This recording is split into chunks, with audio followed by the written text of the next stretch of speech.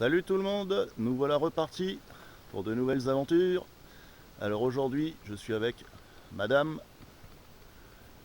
et on est parti donc pour faire une petite rando avec bivouac de 2 jours et une nuit. On est en Champagne, on est dans la forêt de Lorient et de Dorian et on est à côté du lac d'Orient. Voilà le petit chemin de rando. Donc là, on est dans la forêt d'Orient. Sur la droite, il y a un parc ornithologique. Et sur la gauche, c'est l'aire de baignade, pêche à la carpe. Et donc on est parti pour une petite balade, je pense, d'1 h 30, 2 heures. Et puis après, on se trouvera un petit coin tranquille pour bivouaquer cette nuit.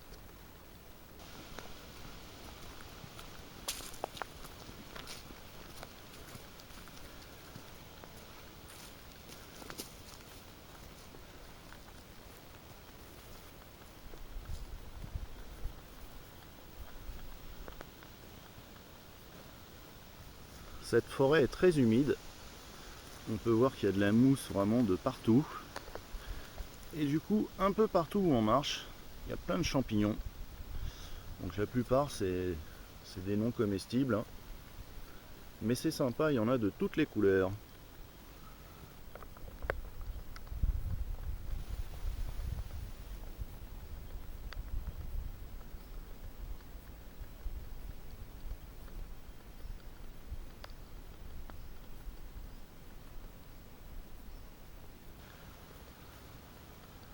Ici, certainement des bolets. Ils ont des beaux pieds, ils sont beaux. Mais apparemment, ils seraient comestibles. Mais niveau goût, c'est pas génial. Encore une autre variété de champignons. Ils sont beaux ceux-là. Ils ont des beaux gros pieds. Mais apparemment, c'est pareil, c'est amer à bouffer, c'est pas terrible. On est arrivé à la pointe de la presqu'île de la Petite Italie. Et là, on est à peu près au milieu du lac d'Orient. Ils annonçaient de la pluie pour l'instant. Bon, le temps est pas génial, mais on s'en sort quand même bien.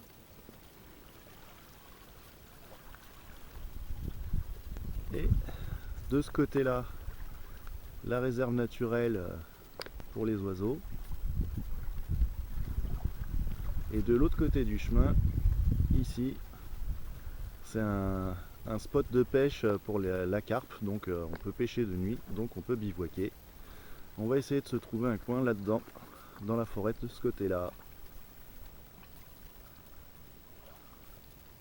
Alors voilà le plan des 3 grands lacs. Sur la gauche, le lac d'Orient, au milieu le lac du Temple, et à droite le plus petit, le lac Amance. Et nous, on est ici, au bout de la presqu'île de la Petite Italie.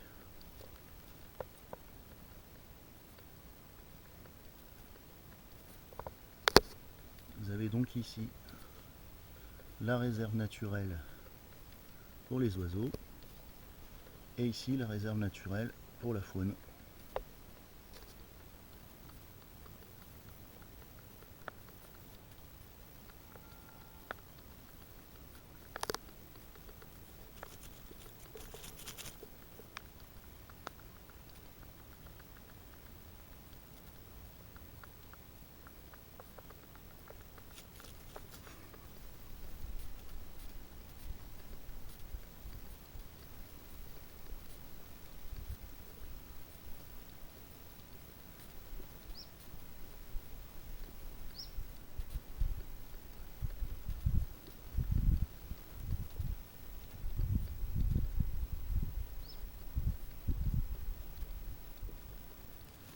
Et voilà la forêt dans laquelle nous allons bivouaquer. Donc toute cette partie là, comme je vous expliquais, c'est la partie où la pêche de nuit est autorisée.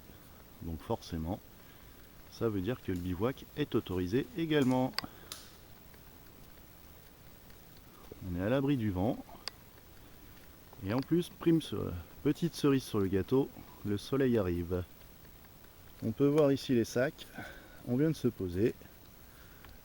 Là, le porte-manteau qui fait bien le taf. Et donc, ici, on a de la surface. On va faire l'abri au sol à cet endroit-là.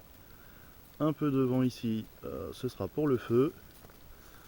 Et là, je vais tendre entre cet arbre-là et certainement cet arbre-là une bâche pour faire une zone vie. Parce que ça risque de dracher. Bon, ben, il n'y a plus qu'à. Bon, le campement avance. Donc là, comme vous pouvez voir, j'ai fait une zone vie, au cas où il pleuvrait, avec une bâche camo de 2 par 3. Et en dessous, j'ai fabriqué un banc. Comme ça, on va pouvoir s'asseoir et le feu, normalement, devrait être par là. Donc on va bien dégager le sol, on verra si on trouve des pierres, faire un truc sécurisé. Et pendant que certains bossent, certains se reposent. Vous allez me dire, c'est la vie, c'est comme ça. Donc voilà, le coin salon est fait. Il n'y a plus qu'à faire la chambre qui sera donc par là. Le petit couchage pour la nuit. Donc tout bête. Devant, on s'est servi d'un gros piquet, enfin un gros poteau, tendu par une sardine. Et derrière, une ficelle attachée à un arbre. Et puis sur les quatre côtés, des sardines en bois. À l'intérieur, on a un beau volume. Hop, comme vous pouvez voir, rose pour les filles, bleu pour les garçons. On peut voir le petit abri vu sous un autre angle. Donc c'est ouvert des deux côtés, de façon en fait à gagner de la hauteur, tout simplement vu qu'on est deux. Et là, madame elle est de corvée de patates.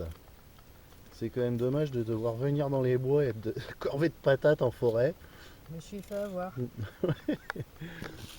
On a commencé à préparer le feu, donc 3 bouts de bois recouverts de mousse. En dessous, on a bien dégagé le sol, comme ça, pas de risque d'incendie. On a préparé le petit bois, là-bas le gros bois. Donc on prend un peu l'apéro, puis après on s'allume le feu pour faire à bouffer. Alors, pour ce soir, je vous avais déjà dit tout à l'heure, vous avez vu madame à la corvée de patates. Donc les patates, elles sont coupées. On a mis de l'ail et de l'oignon, et de l'huile d'olive, de l'huile de tournesol. Et ensuite, là dans la poêle, c'est de l'échalote. Tout simplement parce qu'on a des andouillettes. Et on va suivre une recette que Fifi a fait la dernière fois que j'avais bien aimé. Donc les andouillettes, on va enlever la peau, les émietter et les faire revenir à la poêle gentiment avec un peu de vin et de l'échalote. Les amis, ce soir, c'est madame qui essaye d'allumer le feu. Donc je vous explique, elle a jamais fait ça de sa vie. C'est une première pour elle. Donc j'ai fait des petits copeaux de bois gras sur de l'écorce de bouleau. Là à côté il y a les morceaux d'écorce de bouleau encore. On a préparé le foyer qui est juste à côté avec le petit bois. Donc il n'y a plus qu'à. Allez, c'est bon.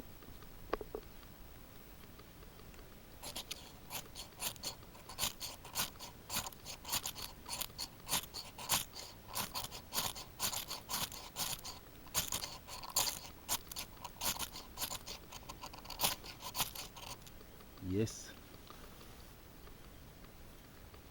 Donc là, le bois gras a pris feu.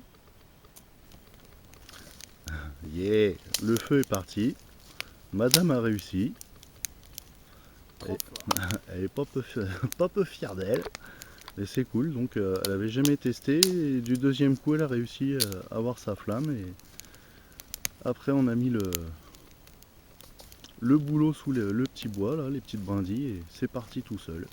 Nickel chrome. Et un tout petit feu.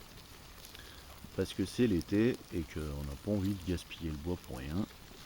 Donc là, on a lancé les patates sautées avec l'huile d'olive, l'huile d'arachide, l'oignon, échalote et ail.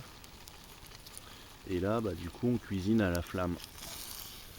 Et ça, c'est pas évident, hein. Cuisiner à la flamme, on n'arrive pas à gérer trop la température et il faut vraiment rester à côté.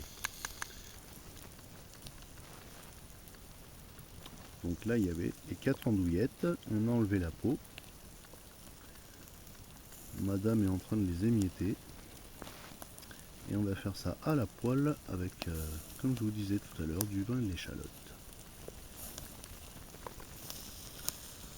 On a fait repartir le feu qui s'était un peu éteint. Ça, c'est le problème quand on pose la casserole sur le feu, souvent ça l'étouffe.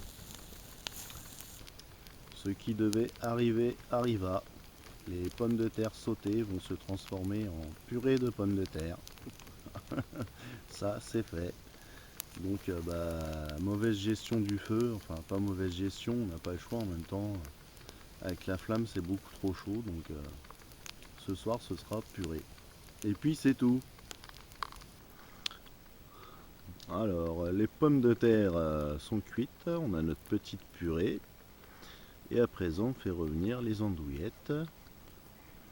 On a mis un petit peu de rosée, de façon à faire un petit déglaçage. Et ça cuit gentiment. Donc là, on a attendu que le feu s'éteigne. On cuisine à la braise pour que ça cuise tout doucement. Et voilà le résultat. Donc la petite purée de pommes de terre avec les andouillettes. Alors c'est comment? C'est bon. Bon appétit. Ouais. Et bien écoutez, on va manger et on vous dit à plus tard. Bon les amis, la nuit s'est super bien passée. On a bien dormi quand même. Il n'a pas plu. Et là j'ai relancé un tout petit feu pour faire chauffer de l'eau. Pour faire le thé, le café du matin et la vaisselle. Parce que du coup, l'andouillette dans la poêle c'est sympa, mais ça a bien pourri la poêle. Donc il va falloir un peu d'eau chaude et de cendre blanche pour laver tout ça. Les amis, on est samedi matin, donc comme vous avez pu voir, la nuit s'est bien passée. Et hier après-midi, j'ai pas pu filmer, mais en fait, on a eu le droit à un spectacle super joli. On est tombé nez à nez à une petite biche qui s'est arrêtée environ à 10 mètres de nous. Et elle s'est arrêtée, effrayée. Elle est restée sans bouger devant nous pendant au moins une bonne minute. Et après, on a entendu un gros craquement sur la gauche. Ça devait être ou le père ou la mère. Et après, on a entendu des aboiements, les aboiements du cerf. Donc, j'ai pas pu filmer. Mais par contre, j'ai une preuve que dans cette forêt, il y a bel et bien des cervidés. Regardez cette trace comme elle est belle. Vous voyez, 2 sabots. Donc ça, c'est une biche. Et il y en a plusieurs. Il y a encore une trace là. Donc apparemment, c'est par là que les cervidés passent pour aller boire au lac.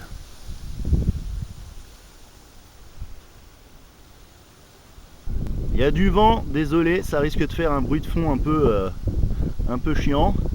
Donc voilà les traces. Donc certainement le gros mâle qu'on a entendu aboyer hier, ça devait être celui-là. Les traces waouh, sont magnifiques. Donc déjà on voit, vous voyez ma main, voilà. Donc déjà vous voyez que c'est de la grosse papate. Et vu comment elles sont enfoncées dans le sol, ouais c'était un bon gros cerf bien balèze. Et les traces retournent exactement là-bas où je vous ai montré qu'il y avait des traces plus petites. Dans cette partie de la forêt, le sol a été complètement ravagé, défoncé par les cochons. Vous voyez, ça a gratté de partout. Il doit y avoir des gros sangliers aussi. Et hier soir, on a entendu comme des grognements. Alors, est-ce que le sanglier, ça grogne? Je ne sais pas. Est-ce que c'est eux qu'on a entendu? En tout cas, il y avait du bestiau. Ici, un bouleau mort.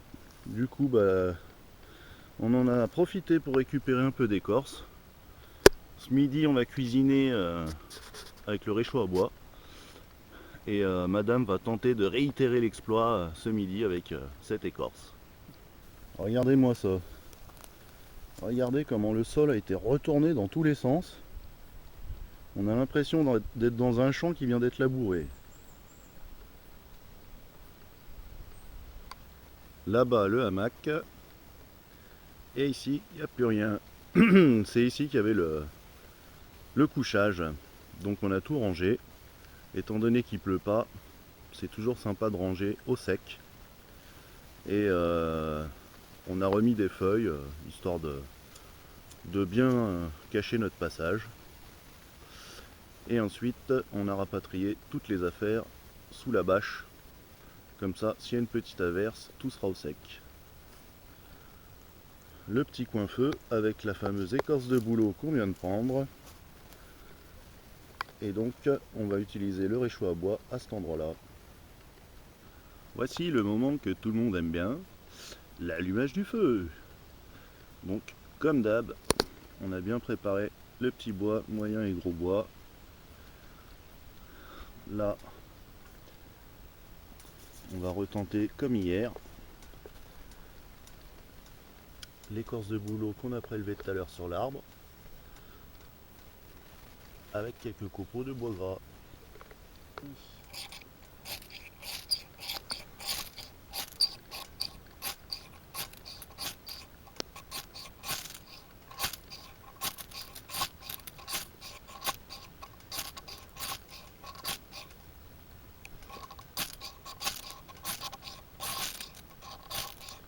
Ça envoie des étincelles, hein.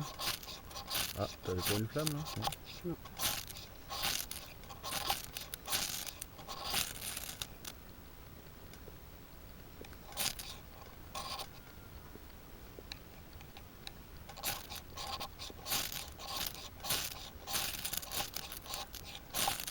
Ah, ça y est.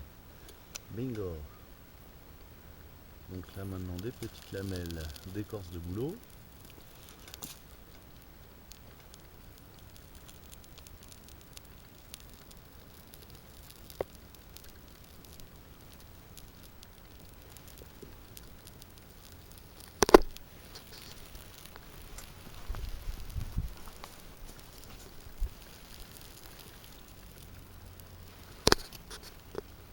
Voilà.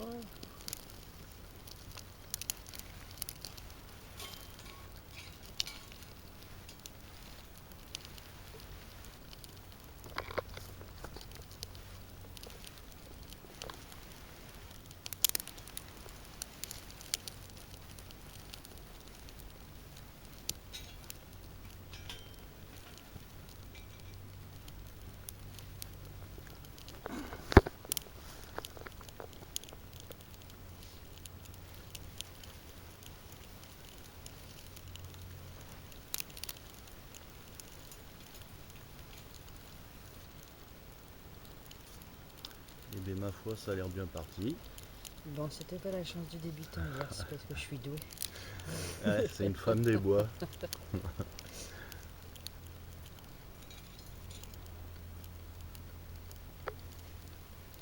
Bon bah écoutez, hein, c'est bon, le feu est parti. Donc on va balancer du bois et on va manger. Ce petit réchaud à bois, je ne m'en lasse pas. Il est vraiment super. Et donc là on fait la poêlée de légumes à l'orientale. Et après on fera les steaks dans la poêle. Donc, vous voyez, avec un tout petit stock de bois, on enfourne au fur et à mesure.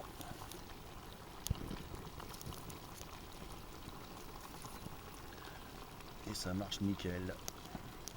C'est pratique d'emmener une femme en bushcraft. Elle fait la vaisselle et la bouffe. Et le feu. Et le feu.